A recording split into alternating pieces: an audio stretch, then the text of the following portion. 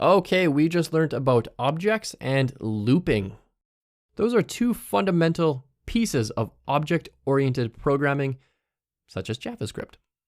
Now, what I would like you to do for another project here, a larger project, it's actually not larger, it's just gonna take a little bit more effort to wrap your mind around it, is I want you to create a guessing game. Now, however you make this is totally up to you. You can make it very bare bones, or you can make it really, really beautiful and use the document object model. You can make it as simple or complex as you like. The idea behind this guessing game is you should be asking someone, maybe it's a prompt or input box or text field, saying, hey, enter a number. And if that number is the right number, then break out of a loop. Otherwise, I want you to keep looping through it. Now, this sounds a little bit complicated, but basically what I want you to do, essentially, is one, create a loop that always asks a number.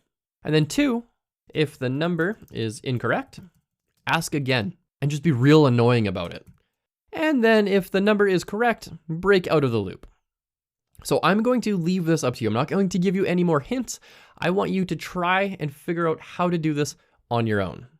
Actually, I lied. I'm going to give you one hint. Remember that loops will always continue for as long as a particular statement is true.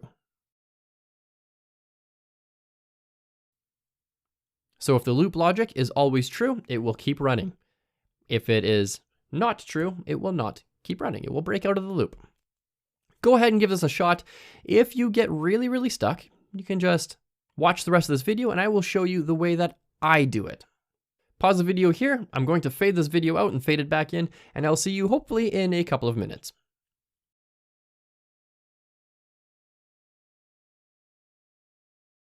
All right, I want to create a loop that is going to ask for a number. So the first thing first is I need to ask for a number. So var num is equal to prompt, what is the number? And I'm going to do this very bare bones. So I'm using prompt, but you might want to use something different. And then I'm going to cast whatever that input is as an actual number. And then I want to say, if it is actually a number, I could do something in here. So then I can also say, if the number is equal to the magic number, do something in here. So now I need a magic number in here. The magic number is going to be 42. And so what we're saying is, ask the user for a number. If it matches 42, which we could also hardcode in here if we wanted to, something like that, then you win. So you've won. And let's go ahead and do this. Console log, you win. Let's go ahead and refresh. This is going to ask me for a number. If I put in 41, nothing. If I put in 42, logs, it says I win. That's fantastic. But it's not quite doing what I want it to do. I said, if the number is incorrect, ask again. Okay, well, if the number is incorrect, I could do here, and I could ask again. But this is only ever going to run once. And at this point, I now need to basically copy and paste this whole thing into here, just like this.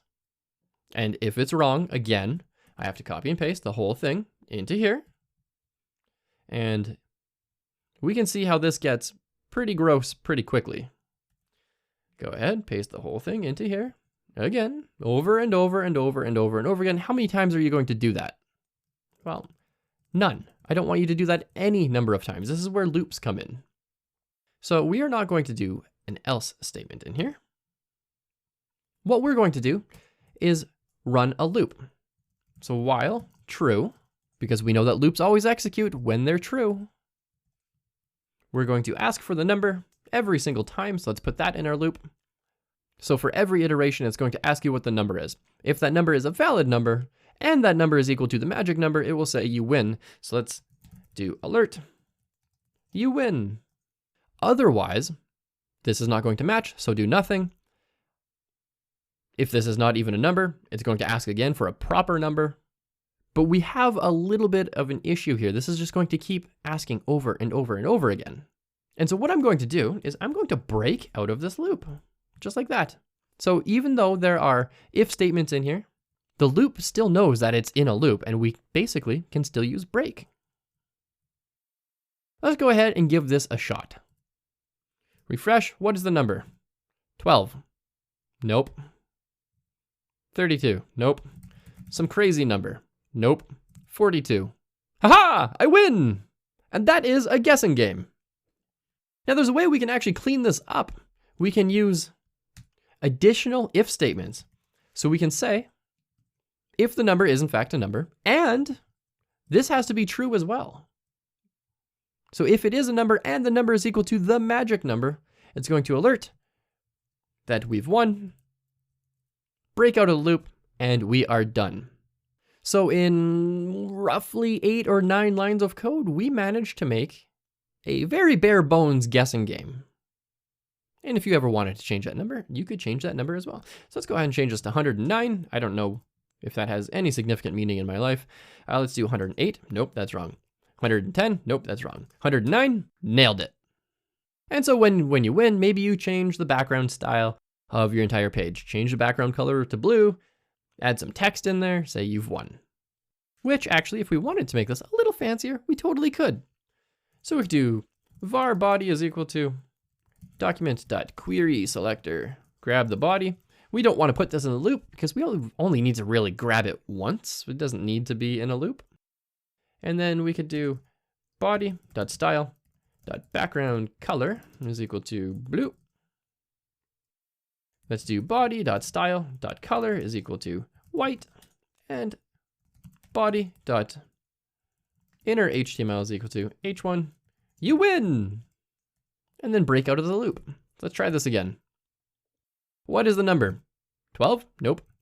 32? Nope. 109? I win!